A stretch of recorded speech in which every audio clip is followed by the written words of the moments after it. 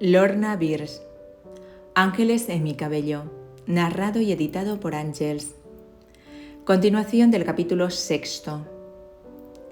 Tendremos que tomar el primer autobús de la mañana, dijo mamá, ya que debemos desplazarnos a la otra punta de la ciudad y una vez allí, ir caminando hasta la iglesia, lo cual nos llevará unos 10 minutos. El día siguiente fue extraordinariamente frío.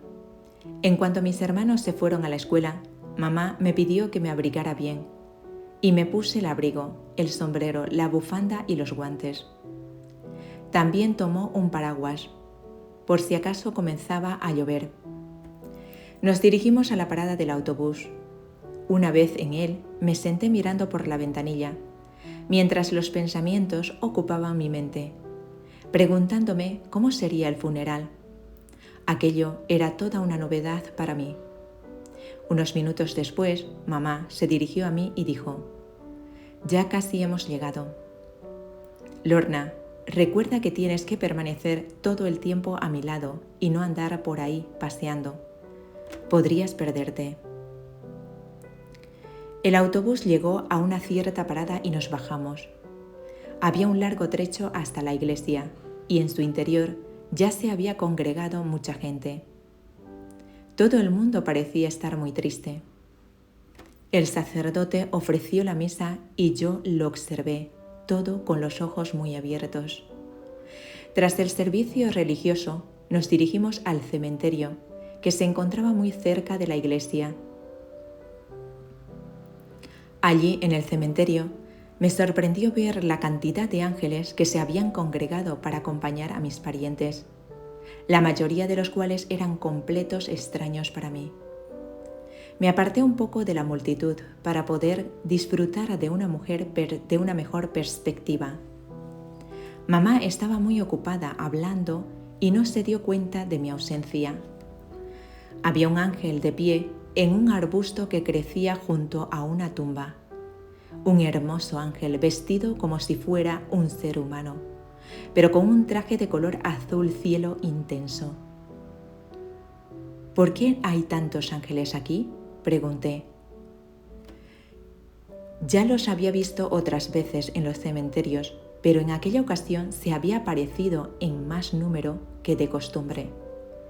El ángel me sonrió y dijo: «Lorna, sabemos que todavía tienes que aprender muchas cosas. Este es un lugar donde se congregan los ángeles, un lugar donde la gente siente mucho dolor y sufrimiento y grita: «Oh Dios mío, ayúdame». No puedo superar esto solo, así que nos solemos reunir aquí». Aquel hermoso ángel azul me tomó de la mano y me guió a través de la multitud. Nos abrimos paso entre los presentes.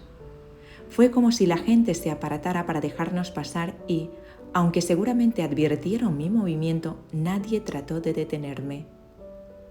Seguimos caminando hasta que nos encontramos en el otro lado de donde los dolientes rodeaban la tumba.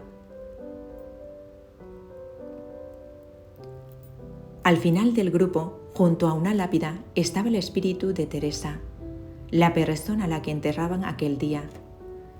La reconocí por la foto que mamá nos había enseñado la noche anterior. Teresa estaba rodeada por unos 10 ángeles, tal vez más. Estaba muy hermosa, mucho más que en la fotografía, y se asemejaba a un delicado narciso resplandeciente, cuyo cuerpo emanaba una intensa luz. Ese hermoso espíritu estaba contemplando su propio funeral. Cuando me uní a ella, se dio la vuelta y pidió a los ángeles que la acompañaban que enviaran a más ángeles para que reconfortaran a sus desconsolados familiares. El espíritu de alguien que acaba de fallecer puede pedir a los ángeles que consuelen y ayuden a los que dejan aquí. En cuanto Teresa hizo esa petición, los ángeles al instante volaron al lado de todas las personas que se habían congregado en el cementerio, amigos y conocidos, así como parientes. Todos y cada uno de ellos fueron rodeados por los ángeles, que se mostraron extraordinariamente dulces y amables, poniendo la mano sobre el hombro de los presentes, susurrándoles palabras al oído, acariciándoles dulcemente la cabeza. En un caso, observé cómo los ángeles abrazaban a una persona como si tuvieran brazos humanos. Me dijeron que hace unos años esa persona había perdido a un ser querido y ahora estaba también sufriendo por ello. Siempre recordaré la belleza de todo lo que el ángel azul me enseñó. Irradiaba mucha compasión y comprensión. Siempre me echo a reír cada vez que pienso en lo absurdo que alguien tenga que morir para que pidamos ayuda a los ángeles. No es necesario esperar a sumirnos en la desesperación y en el dolor para pedir su asistencia. Deberíamos solicitarlo todos los días, o todos los meses, o una vez al año. Quiero que mis ángeles me acompañen en todo lo que hago. Esa sencilla petición hará que nos presten su ayuda. Desde aquel día, cada vez que paso por un cementerio, miro en su interior y siempre veo a varios ángeles congregados allí. Si se está celebrando un funeral, estará lleno de ángeles, pero aunque no haya más que una sola persona, estará rodeado por ellos, que le proporcionarán el consuelo que necesite. Unos meses después de que nos mudáramos a la nueva casa, papá llegó del trabajo con buenas noticias para mí. Ya había llegado el otoño y el sol todavía lucía con fuerza. Serían aproximadamente las 7 de la tarde, o tal vez más, porque papá trabajaba durante muchas horas. Mi padre siguió su rutina habitual de entrar en la enorme y larga sala de estar, acomodarse en el sofá y encender el televisor para ver las noticias y relajarse después de un largo día de trabajo. Algunas veces lo observaba detenidamente. Nunca le dije que podía ver a sus ángeles allí, a su lado, o el campo de energía que rodeaba su cuerpo. En ocasiones veía cómo su energía profería un suspiro y se derramaba. Esa es la única manera que encuentro de explicarlo. Mientras se encontraba sentado en el sofá, mamá traía la cena de la cocina y la colocaba sobre una mesita de madera para que mi padre pudiera comer mientras veía la televisión. Sin embargo, aquella noche mi padre me preguntó: ¿te gustaría venir a trabajar conmigo a la gasolinera? Puedes probar, será un punto de partida para ti. Me sentí tan encantada que en aquel momento podría haber besado a mi padre, pero, como siempre, me contuve. Papá era un hombre muy bueno y me aceptaba en muchos sentidos. Yo siempre tuve la sensación de que él sabía algo, pero nunca se atrevió a decirme nada. Sin embargo, los ángeles me habían dicho desde muy pequeña que había una posibilidad muy real de que me encerraran. Continuamente me advertía de que si daba la más mínima razón a mis padres, me enviarían a un hospital psiquiátrico. Por ello, nunca me mostraba demasiado efusiva con papá y ponía mucho cuidado en comportarme adecuadamente cuando estaba con él. Unos días después comencé a trabajar. Ese primer día disfruté de mi desayuno, me despedí de mamá y me dirigí con papá en el coche hacia la gasolinera, que se llamaba The Grosvenor.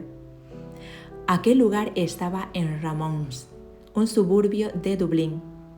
Era una ubicación bastante buena para una gasolinera, pues se encontraba en una esquina, en mitad de un cruce, con una carretera principal a la derecha e izquierda. La gasolinera era una enorme casa vieja con una amplia explanada y 4 surtidores de combustible, una manguera para el aire y un grifo de agua.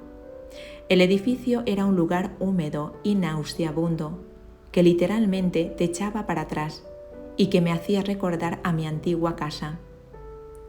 Una parte del edificio se utilizaba para las oficinas, otra parte para vender complementos como neumáticos, equipos de reparación de pinchazos, baterías y otros artículos esenciales para el automóvil, y también había una enorme sala donde se reparaban las ruedas. Aquel primer día me sentí muy excitada, pero también estaba muy nerviosa, ya que me asustaba pensar que podría decepcionar a papá cometiendo alguna estupidez o haciendo alguna tontería. No quería fallarle, pero no tenía por qué preocuparme.